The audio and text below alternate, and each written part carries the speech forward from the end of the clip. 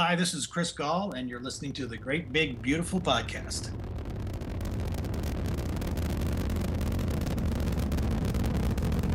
Have you ever been to Disneyland? Affirmative. That was definitely an e-ticket. I can't believe all the new gadgets they've got now. For a while, we didn't even have a house phone, not to mention laser discs, high-def TV. You are listening to the Great Big Beautiful Podcast. This week on the show, I spend very little time wishing it was the past, or wishing that my life wasn't now. That wishing my life was some other time. I just don't think that's a useful or productive way to go through life. I used to be a downhill ski racer, and I was a test pilot, and I was a fighter pilot, and I've done a lot of different things, but it's not. That doesn't mean somehow I'm dissatisfied with what I do on a regular basis. To me, that just helped turn me into who I am. Here are your hosts, Jamie Green and Justin Connors. Welcome to the Great Big Beautiful Podcast. You can find us on Facebook, facebook.com/TheGBB Podcast, and Twitter as well, @TheGBB Podcast. We are here right now in your ears on your phone or radio or however you listen to us. I don't know. Radio. Is it Radio. really? I don't know. Maybe they have the FM transmitter from their phone. But how would they be getting our show? No, it'd be through the phone, but it would transmit. Oh, to the I see radio. what you mean. Yeah. I don't know. Old school technology confuses me. In Canada, there's a station called CBC, and it's a national radio channel. You were on it before, Jamie. Yes, I know it. And they do have a show called the Podcast Hour, and they pick like podcasts and play like pieces of podcasts from different Canadian podcasts from all over. Why have we not been on this? I don't know. I'm going to find out. Get on that, Justin. Maybe we will be on the CBC. As our Canadian host, I feel like that's your responsibility. Well, you know what? Maybe with our interview today, because the person we are interviewing is a major Canadian celebrity. Well, I mean North American, but he's a major Canadian celebrity. That we might have a chance. Nice segue. Nice yes, segue. You like that? Why, Justin? Who do we have on the show today? What? Who could it be? Today we are talking to none other than Commander Chris Hadfield, and I'm not sure. I think if you're into space or science or anything like that at all, you would know who he is. If you're Canadian, you certainly know who he is. And it was just a complete honor and pleasure to be able to talk with him. Yeah, it's we were just, Justin and I, I'm going to sort of reveal this. We were just kind of joking offline, which, that what's funny is that, a lot of people are very humble. And I'm not saying he's not humble, but, he kind of owns the fame that he has. Like there are schools named after him. He's on coins. He's at airports named after him. He's incredibly famous, and he owns it. And I think he deserves to own it. Not everybody is lucky enough and fortunate enough to, in their own lifetime, while they're still alive, see these things. See the recognition come their way. So more power to him. And my hat is off to him. He is an incredible guy. We just don't have time to sort of even scratch the surface of what he has accomplished and where he came from and what he's done. I really, if you don't know who he is, or if you think you know who he is, but you only sort of know, oh yeah, he's that guy who sang Space Oddity, go check him out, Google him, go to his website, go to the Wikipedia page. I mean, just his career has been astonishing. Yeah, there are so many layers. Like we're not over exaggerating. We said we don't have time to get into it. Like, well, we really don't. I mean, we'll let him sort of. We hit some of the highlights here in our talk, and it's. We've said this before, but I'm really not kidding this time. Like we could have gone 3 or 4 times longer than we did. I mean, we had a half an hour with him, which was amazing. We easily could have gone 3 or 4 times as long. We had as many questions. We just couldn't ask them. We had them all highlighted out, and we had to have this one planned. A quarter of them. Yeah, usually we just off the cuff it, but well, not quite. I know what you mean. No. So we're gonna play that interview for you right now. This was so much fun and a complete honor for me. I know me personally. I'm sure it was for Jamie too. So we hope you enjoy. I guess we're just going to start off at the top. I mean, you were the first Canadian to walk in space. I'm sure you get this question a lot, but how do you describe a spacewalk to someone who will never experience it or never even know what zero-G feels like? In all of the astronaut experiences, which are pretty varied and pretty demanding, the coolest, the most distinctly different is when you put on your big white suit and you pull yourself through the small hatch and you go outside on a spacewalk. It is almost the definitive experience for an astronaut. It's for a few reasons. One is it's really rare and really, really difficult and complex.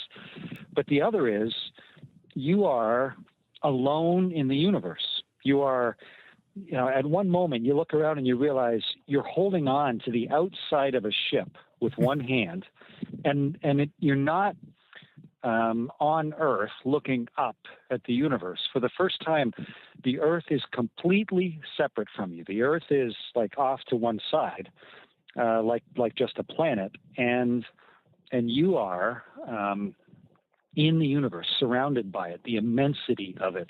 It goes every direction infinitely.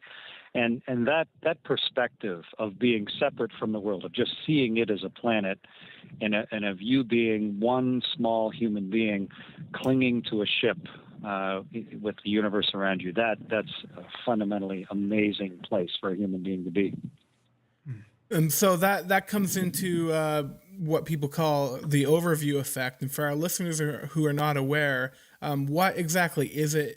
And is it real? Did you experience it? And how did it change? No, that's a gentleman wrote a book in 1987, I think. Right. And he was trying to imagine what it was like, but it's not a thing. Right. It's not like it's not like you suddenly come around a corner and now there's this thing. I think what he was trying to get at is that most people only see a tiny, tiny little piece of the world, right? Just how you grew up. You may have traveled some, but you really have a very biased and localized understanding of the world. It's just natural. But when you have a chance to get on a ship that can take you around the world in 90 minutes, and then go around the world, not just once where it's kind of like a roller coaster ride, but hundreds or even thousands of times, then it starts to really let you see the world for what it truly is. And maybe it's like if you're a bug that lives your entire life under a rock. You don't really know that much about anything beyond your particular bit of moist darkness there. But suddenly, if you can get up and see an entirely different vantage point, the life under the rock hasn't changed, but your immensity of perception and the reality and the accuracy of your perception shifts. And so I think more it's really seeing the world with clarity and without filters and without anybody telling you what to think. And it gives you sort of a peace and a patience and an optimism that is different than you get if you just spend your whole life under your particular rock. Yeah. Well, I mean, now that you're back and you're civilian and you're stuck to this planet, and you think back about the time that you spent out in space, what would you say that you miss the most? Oh, I'm not the kind of guy who misses anything. Really? No, I really don't. I spend very little time wishing it was the past.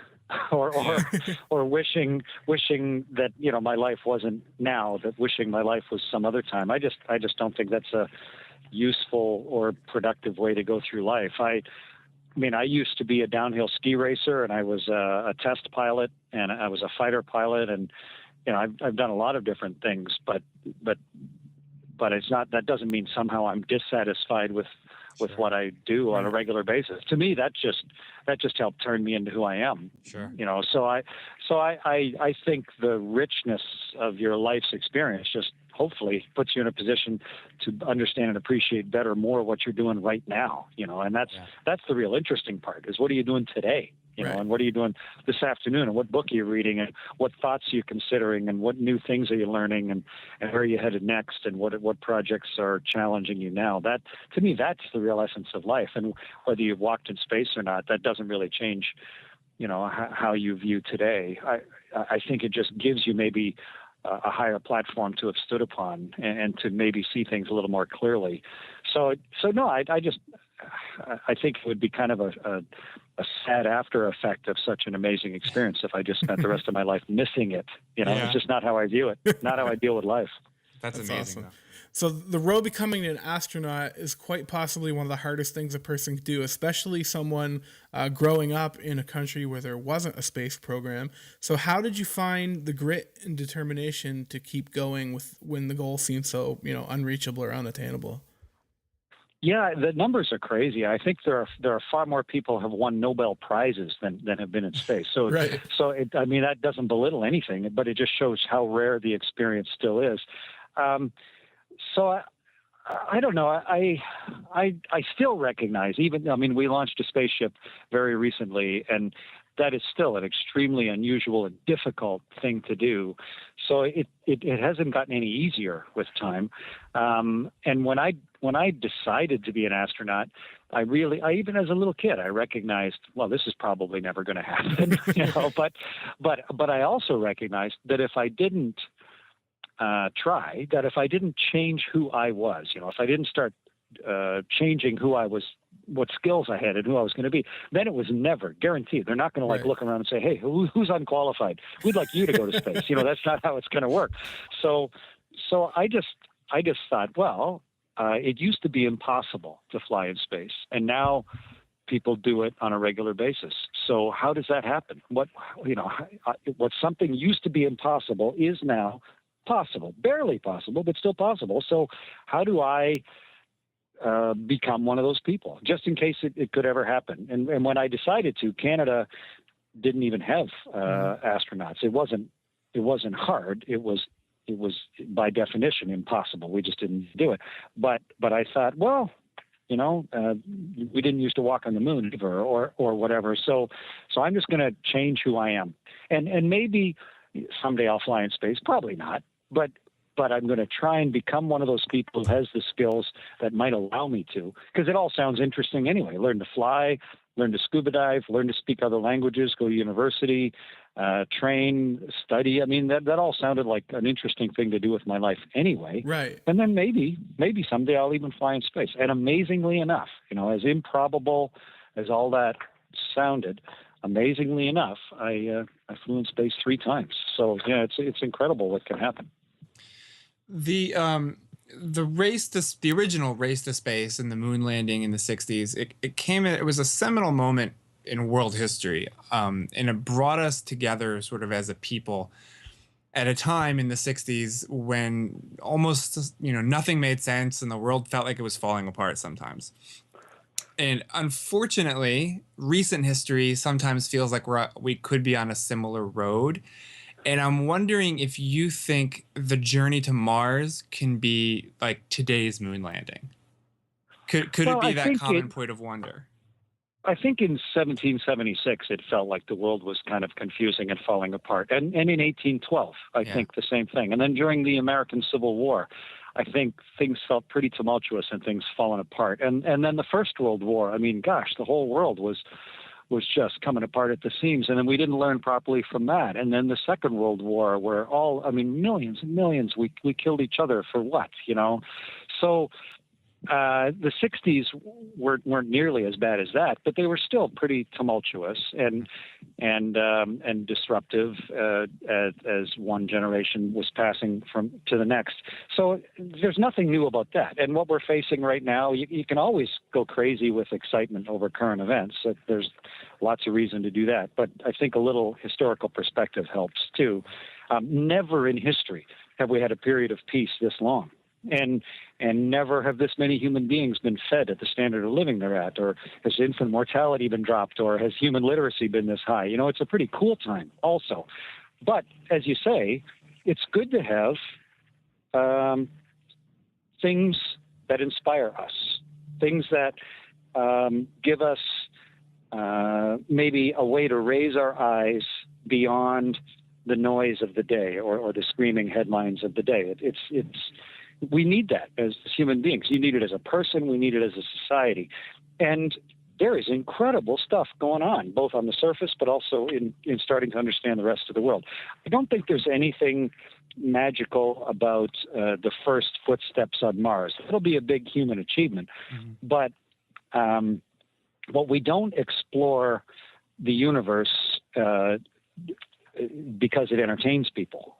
That's sort of the cart before the horse. We are trying to understand the Earth and the rest of the universe and the inextricable link between the two of them. And once in a while, something happens that is sort of transiently entertaining also. Yeah. But that's not the purpose of the events. You know, it instead, it just becomes the core of what we're up to. And so I think long term, eventually, of course, we will have not just robots, but people on Mars. That's just a matter of slow and inexorable development of technology. We will get there. I mean, all you have to do is look back to what we've done within my life. When I was born, no one had ever flown in space. And yet for the last 15 years, we've had people permanently living off the planet. And not just one country, but like the 15 leading nations of the world have organized to be living off. If you're 15 years or younger, you've never been alive when there weren't people living off the Earth. I mean, that all happened really recently. And the space station, anybody on the Earth can look up and dusk or dawn and watch it go over as a visible example of what we can do together when we do things, right. And so I think that effort, it's always there within us, and it's one that needs nourishing and encouraging, but it inspires millions of people. When a big moment like the first walk on the moon, that's a hugely exciting moment. But I speak at schools all the time and walk into a cheering 1,000-strong group of kids in an auditorium where hundreds of them come up just to ask individual questions afterwards. That curiosity, that inspiration, and therefore the vision of self doing something different, where you think, hey, I might do something different with my life. I might read this. I might do that. That whole idea to me is an important part of success as a society. And space exploration isn't the only thing, but it's one of the really cool, unifying, inspiring parts of what we do. And it's inspired me my whole life too. That's incredible. If you were just starting out your career now, if you were a younger man or in your 20s just starting out, or would you be in line for that one-way trip to Mars? Well, there is no one-way trip to Mars. There are no spaceships that do that. There's no program. There's nobody funding that. That's a thought experiment. But but realistically, we're all on a one-way trip. Yeah. I mean, get over it. You live and you die. That's life. That's how it goes. So you're all on a one-way trip. You don't stay in the bed you were born in for the rest of your life. You go somewhere else, and then you live there for a while, and you go somewhere else, and then you live there, and eventually your body can't build itself anymore, and eventually you pass away. That's just life. What matters is, what do you do while you're alive? What have you done that's important to you? What drives you to what do you want to change? What do you want to accomplish? And so all of our explorers, really, sometimes we sent out probes and came back, but most of our history of exploration has been to go look at someplace, and then go, that's a place we ought to live, and then start settling there. And space is now in that category. We've been looking at it with robot and human probes for the last 55 years. Well, I guess Sputnik was almost 60 years ago. And we started settling there as a species 15 years ago. And we've had people permanently settled off the Earth for 15 years. And so the next step, of course, is where do we go after the space station? And I think it'll be the moon, probably. We've been there with probes, but now maybe we have the technology to start living there on a more permanent basis. And eventually we'll go to Mars, too. So to me, as a 20-year-old, that's all pretty cool and fascinating and interesting stuff. And I am involved in it, and I would be involved in it, absolutely. Awesome. So when you went into space, you went in with 20,000 Twitter followers and were relatively, unknown in the pop culture world. But when you came back, you had over 1 million followers. You were a pop culture icon and celebrity. And you basically redefined what astronauts could be in the modern world while you were there. Is that something you expected or thought would happen on your mission? Well, that was my third space flight. Yes. And I think maybe, pop culture, the word pop is a pretty good one because it goes and then it's gone. And after my first space flight in 1995, I was on the cover of Time magazine. They named schools after me, an airport after me. You know, it would have been, I'm on coins. You know, there was lots of fame, and a lot of people knew who I was. So you know, that's interesting. But the good part of that is they knew who I was, and they were interested in what I was doing because of what I'd accomplished and the import of what I was working on and the newness of it and the doors that it opened for other people. And so on my third space flight, when social media had been invented and the internet so much more widespread now, it just more people could acknowledge that they knew who I was.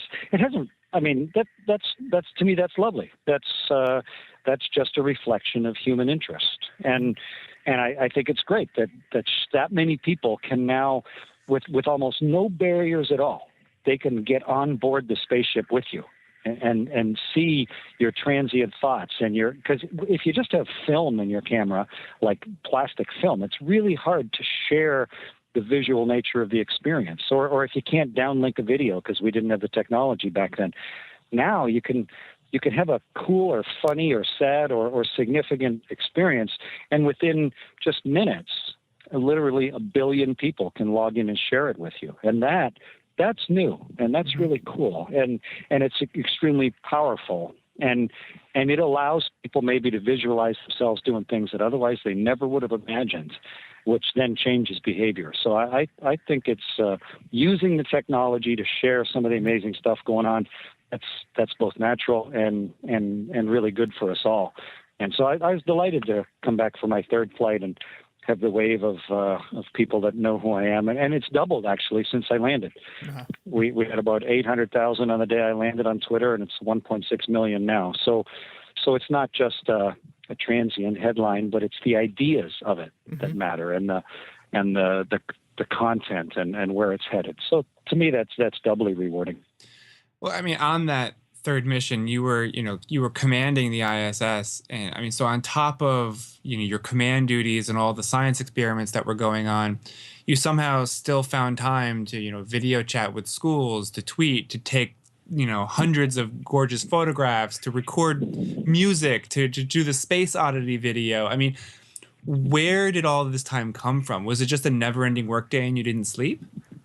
Yeah, it's a never-ending workday, and NASA tells you what you're doing every 5 minutes for the whole 6 months that you're up there. You have a electronic schedule that shows what you're doing down to 5-minute granularity for the whole 6 months, and nowhere on there does it say go take a picture or play guitar or do something artistic or creative or.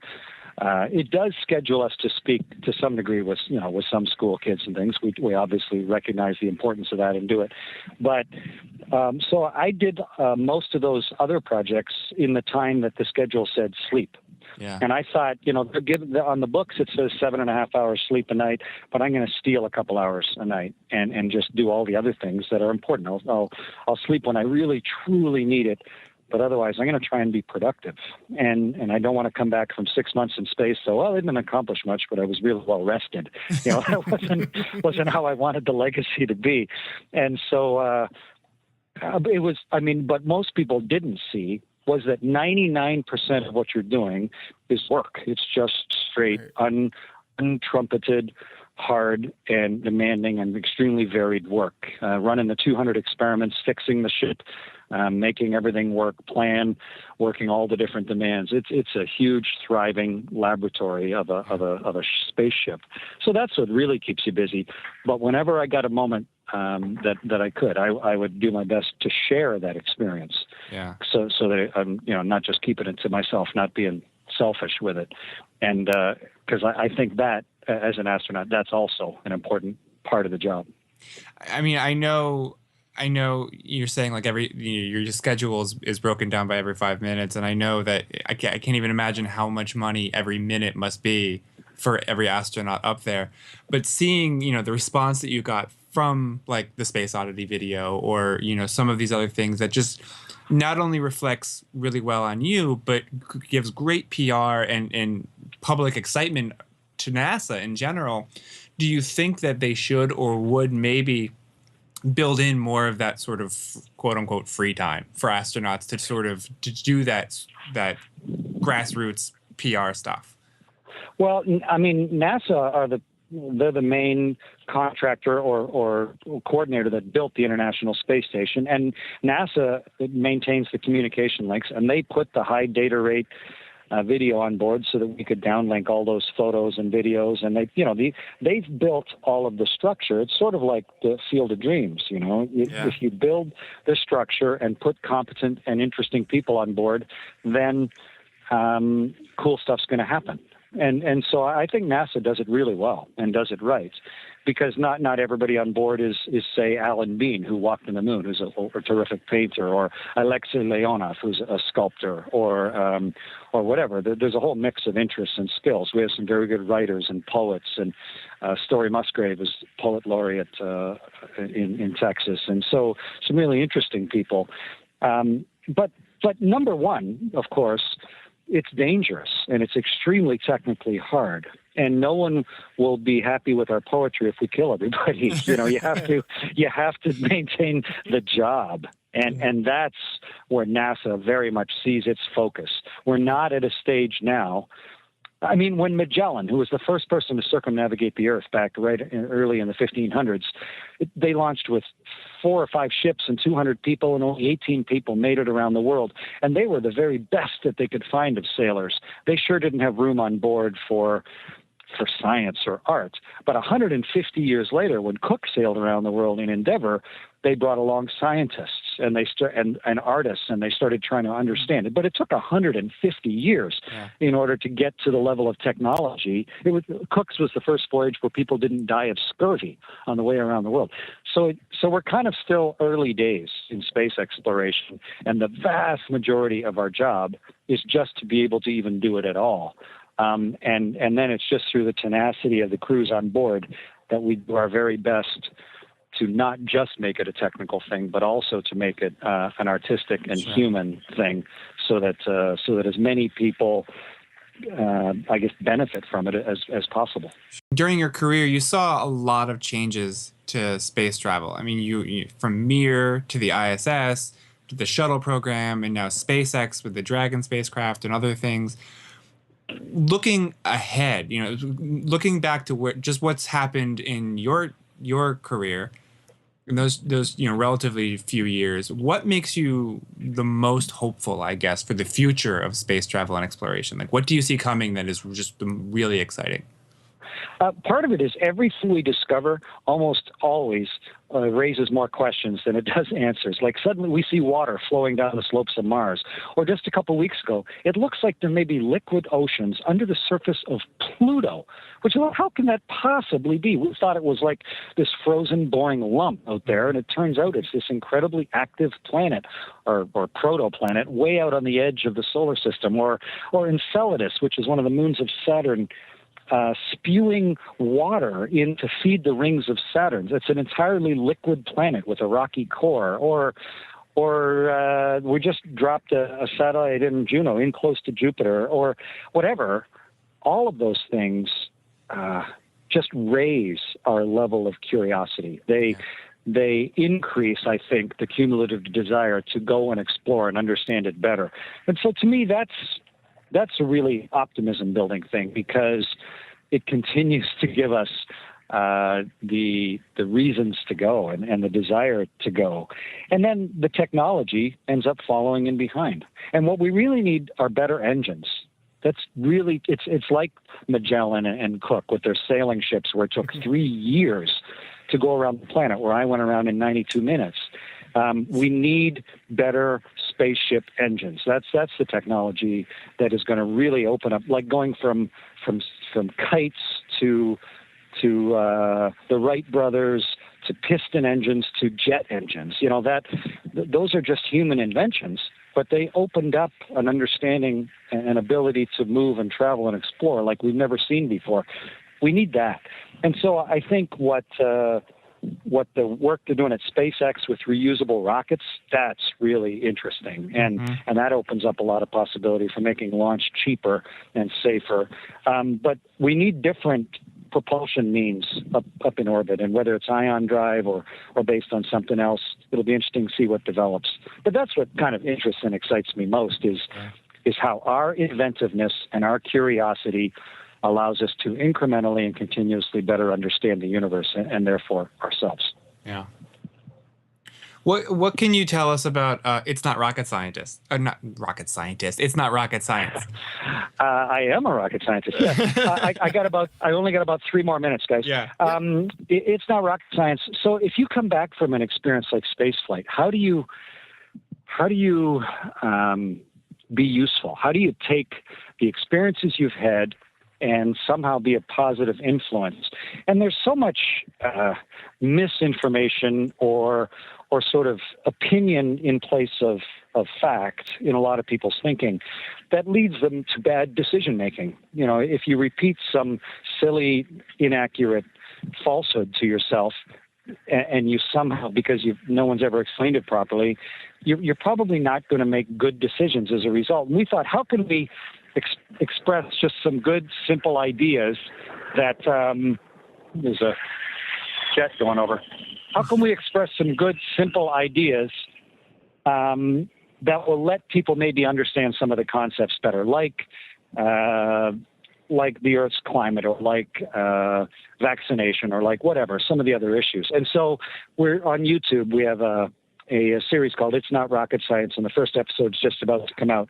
And it's presented in a way, in an animated series that will, I think, be really easy and fun to watch, but at the same time, the ideas behind it will be easily memorable. And so that combination is really important. And it's not profit making or something. To me, it's just a good and useful thing to be doing to let people try and understand the world a little better and therefore make a little better decisions with their lives. Awesome. Chris, thank you so much for your time today. This has been amazing. I don't think we got through your list of questions. No, Chris. we did not. So you'll have to come back. I appreciate the half hour we've had together. It's nice to talk to you both. Well, that's it for this week on the Great Big Beautiful Podcast. And we didn't even really get to touch on some things that people might not even realize, like he is an award-winning photographer from his photos in space. I mean, we kind of talked about that he took pictures, but not in the detail. Like that was part of what propelled him to Twitter fame, him sharing his photos on Twitter. Yeah. And he's going to this big meeting of the minds in a month, according to Huffington Post. So don't get mad at me if that's not true. Yeah, he's got a children's book coming out this fall. He's got, we talked about the YouTube videos that he's doing. He is always out and about. He's still doing, he speaks to schools, he speaks to conferences. He's like, he's a go-to, quote unquote motivational speaker. He has a really great TED Talk, which I highly recommend. It's about sort of perceived danger versus real danger, and how as an astronaut you have to overcome those perceptions, and how you can take that message and sort of relate it to your everyday life here on Earth. But yeah, I mean, the music he's recorded CDs, which I didn't even quite realize. Justin, you told me he recorded them while on the space station. I know he did the Space Oddity video there. I didn't quite realize he recorded the entire CD there. So yeah, I mean, again, this is just like tidbits that we're not even touching, like the science that he's done, in his degrees and his career as a pilot and things like that. So, we have to have him back, Justin. Oh yeah, we'll have to get in touch with his people. We need you back for an hour next time. For an hour. No, and for me, even beyond all of his accomplishments and the fact that he was in space, which I mean, obviously, that's all you have to say. That's the trump card for everything. Space. Drop the microphone. But just, in talking to him about, he grew up in Canada, and when he was a kid, there was no space program, and that's what he wanted to do. To me, that could speak to anything for, what you want to do in life, or, things you want to accomplish.